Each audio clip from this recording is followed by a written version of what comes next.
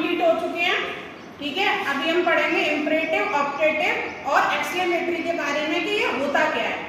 तो imperative sentences होते हैं आज्ञासूचक वाक्य, यानी अब आज्ञासूचक वाक्य हमें इसी शब्द से पता चल रहा है कि हम इसमें क्या पढ़ने वाले हैं।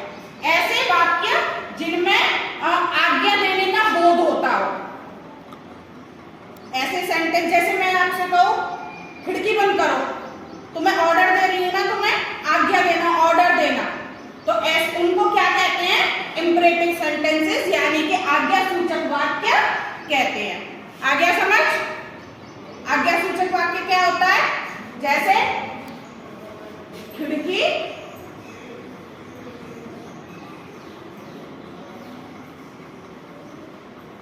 बंद करो, यानी कि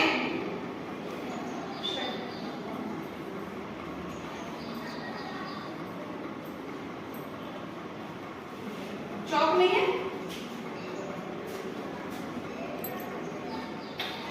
शट द विंडो भी कर सकते हो, शट डाउन द विंडो भी कर सकते हो। ठीक है,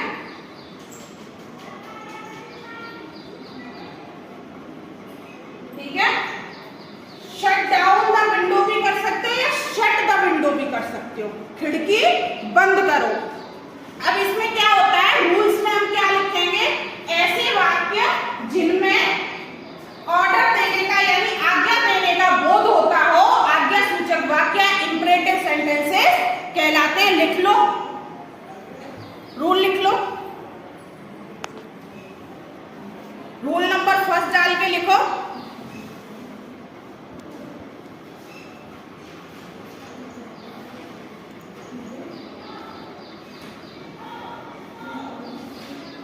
अब इसमें सिर्फ आज्ञा देने का बोध नहीं होता है, इसमें होता है प्रार्थना करने का भी बोध होता है, यानी रिक्वेस्ट करना, एडवाइस देना, सलाह मशवरा कराना, ये सारे वाक्य इंपरेटिव में ही आते हैं। ठीक है, ऐसे वाक्य या इंपरेटिव सेंटेंस उन सेंटेंसेस को कहते हैं, ऐसे करके लिख लो, इंपरेटिव सेंटेंसेस उन सेंटेंसेस को कहते हैं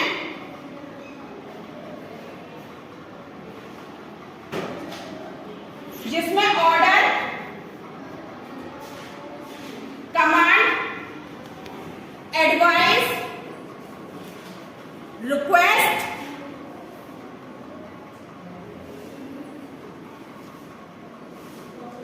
आदि का बोध होता हो।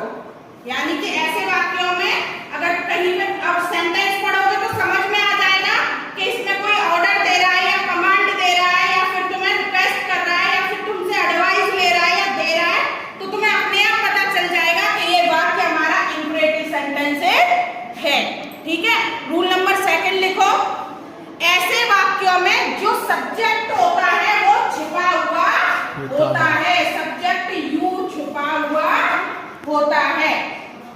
ऐसे वाक्यों में इंपरेटिव सेंटेंसेस में ऐसे करके लिखो, इंपरेटिव सेंटेंसेस में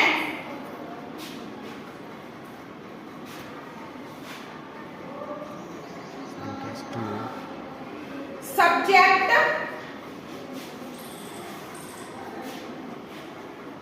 यू छिपा हुआ होता है। लिख लिया? सेकंड लिखो, वो सॉरी नेक्स्ट रूल लिखो,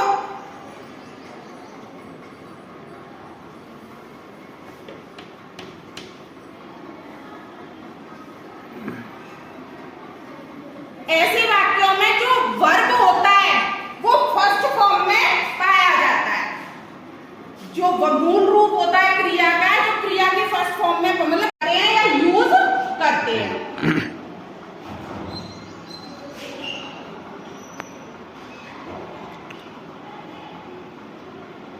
अगर कृपया करके लिखा आ जाएगा, जैसे मैं कल को सेंटेंस दूं, कृपया मुझे अपनी किताब दो, तो प्लीज से शुरू होगा, जाहिर सी बात है, कृपया आ रहा है तो प्लीज से शुरू करेंगे, है ना? तो आ गया समझ? ऐसे वाक्यों में अगर कृपया आ जाता है तो हम प्लीज का यूज करते हैं कृपया के लिए। ठीक है, ये हो गया इसका रूल। अब मैं वाक्य बता देती हूँ कोई, जैसे कृपया का ही देख लेते हैं।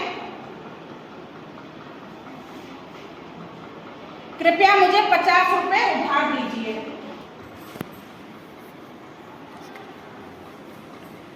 कृपया मुझे 50 रुपए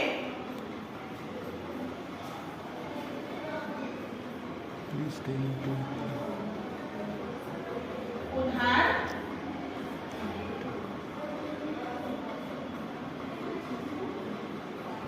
दीजिए।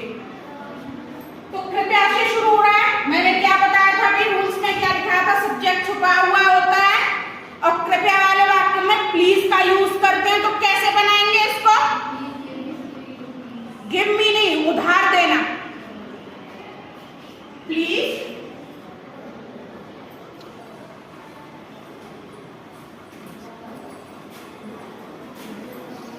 lend me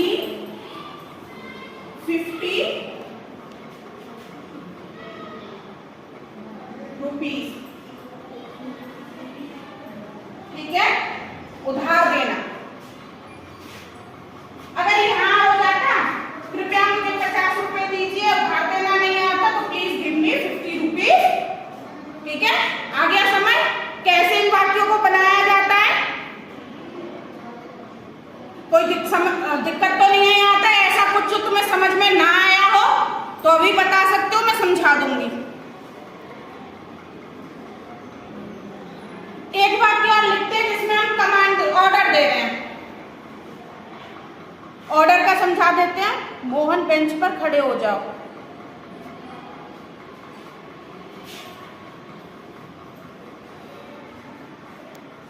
मोहन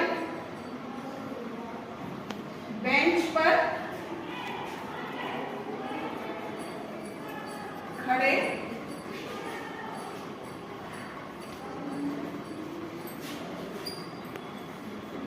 हो जाओ। तो इसमें क्या आ रहा है? ऑर्डर दे रहे हैं ना, तो हमें पता चल रहा है यहां से कि हमारा ये सेंटेंस जो है वो इंपरेटिव सेंटेंस है ना। तो इसे कैसे बनाएंगे? मोहन